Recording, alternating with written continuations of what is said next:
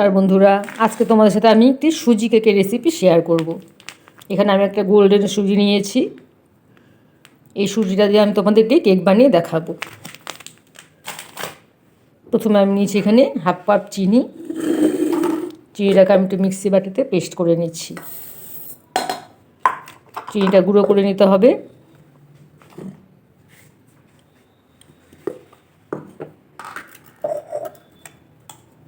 চিনিটাকে আমি একটি মিক্সিং জারে নিয়ে নিচ্ছি। সুজি নিয়ে নিচ্ছি এখানে আমি 1 কাপ।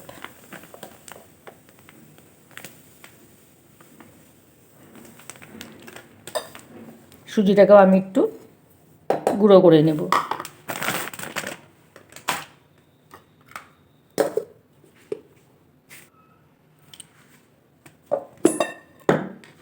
সুজিটাও আমি বাটির মধ্যে নিয়ে নিচ্ছি।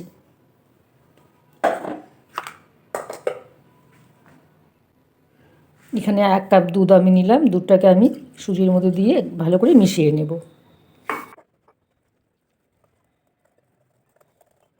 30 থেকে 35 মিনিট সুজিটাকে আমি ঢেকে রেখে দেব। ঢেকে রাখলে সুজিটা ফুলে অনেকটাই শক্ত হয়ে আসবে। কেক টিনটা আমি রেডি করে নিচ্ছি। মাঝখানে আমি একটা সাদা কাগজ দিয়ে নিলাম। দুপাশ দিয়েও আমি ছোটো করে কাগজ টুকরো করে নিয়েছি। দুপাশ দিয়েও কাগজ দিয়ে দিচ্ছি। এখানে আমি কিছুটা সাদা তেল একটু ব্রাশ করে নিচ্ছি।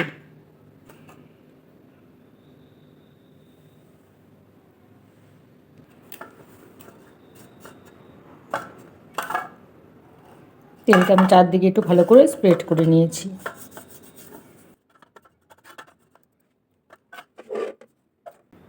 সুজিটা এতক্ষণে রেডি হয়ে গেছে। দেখো সুজিটা অনেকটাই ফুলেছে।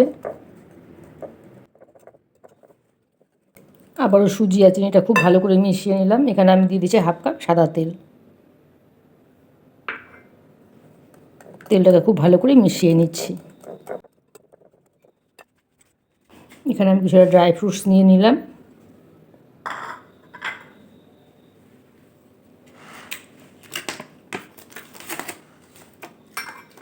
টক দই দিয়ে দিচ্ছি এখানে আমি 4 চামচ। টক দইটা খুব ভালো করে আবারও মিশিয়ে নিচ্ছি। এখানে আমি দিয়ে দিচ্ছি বেকিং পাউডার 1 চামচ। 1 কাপ সুজি দিয়েছি, তাই আমি এখানে 1 চামচ বেকিং পাউডার দিয়ে দিচ্ছি।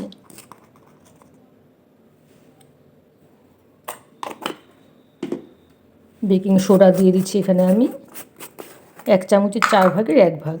একদম চামচের আগায় করে অল্প একটু বেকিং সোডা আমি এখানে দিয়ে দিলাম। ভ্যানিলা এসেন্স দিয়ে দিচ্ছি এখানে আমি 1 চামচ।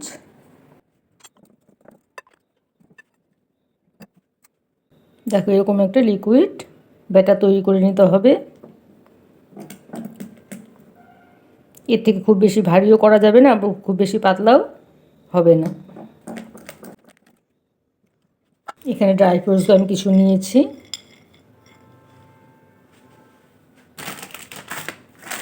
অল্প একটু ময়দা এখানে আমি একটু ডাস্টিং করে নিচ্ছি, তাহলে ফ্রুটসগুলো একদম কেকের নিচে বসে যাবে না। ড্রাই ফ্রুটসগুলো এখানে আমি দিয়ে দিচ্ছি।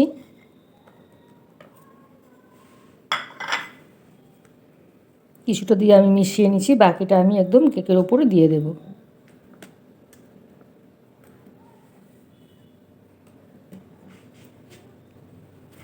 সব শেষে এখানে দিয়ে দিচ্ছি আমি 1 চামচ ভিনেগার। ভিনেগারটা দিলে কেকটা খুব বেশি সফট হবে। ভিনেগারটা দিয়ে বেশিক্ষণ রাখা যাবে না, ব্যাটারটা সাথে সাথেই বসিয়ে দিতে হবে। কেক টিনের মধ্যে ব্যাটারটা আমি ঢেলে নিচ্ছি।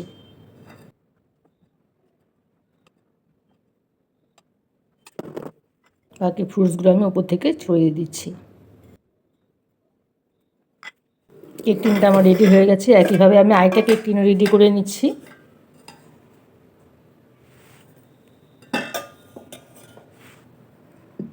এর মধ্যে আমি সমস্ত ব্যাটারটা ঢেলে নিচ্ছি।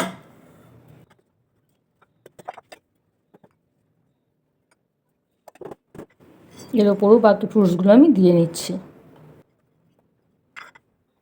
একটা আমি তৈরি করব কড়াইতে, আরেকটা করব আমি প্রেশার কুকারে।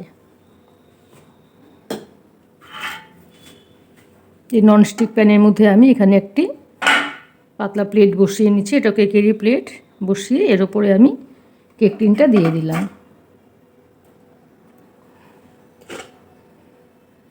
দিয়ে আমি ঢেকে দিচ্ছি। প্যানটা আমি আগের থেকে একটু প্রিহিট করে নিয়েছি। এদিকে প্রেশার কুকারটাও আমি প্রিহিট করে নিয়েছি আগের থেকে। প্রেশার কুকারের ভেতরে দেখো আমি একটি স্ট্যান্ড বসিয়ে দিয়েছি, এর মধ্যেও কেকের টিনটা আমি দিয়ে দিচ্ছি।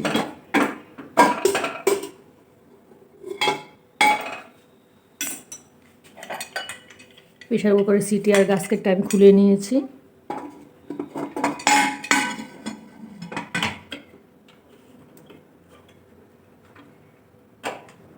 চল্লিশ মিনিটের জন্য কেক দুটোকে আমি বসিয়ে দিলাম, একদম লো ফ্লেমে বসালাম।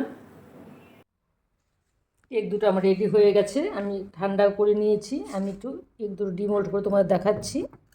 সাইড থেকে চাকু দিয়ে একটু ছাড়িয়ে নিচ্ছি।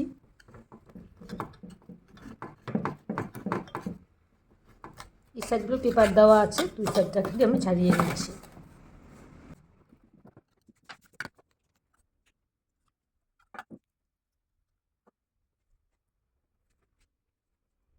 এই কেকটাও আমি ডিমোল্ড করে দিচ্ছি।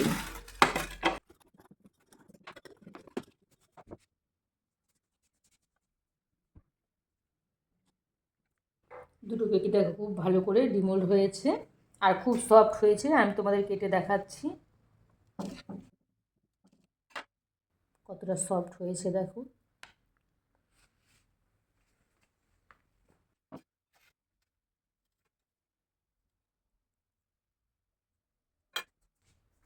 এটাও খুবই সফট হয়েছে। আমার এই কেকের রেসিপিটা তোমাদের কেমন লাগলো জানাবে। আমার চ্যানেলটিকে সাবস্ক্রাইব করে দিও আর লাইক কমেন্ট দিতে ভুলো না। ঠিক আছে বন্ধুরা, আজকের মতো এখানেই রাখছি, টাটা।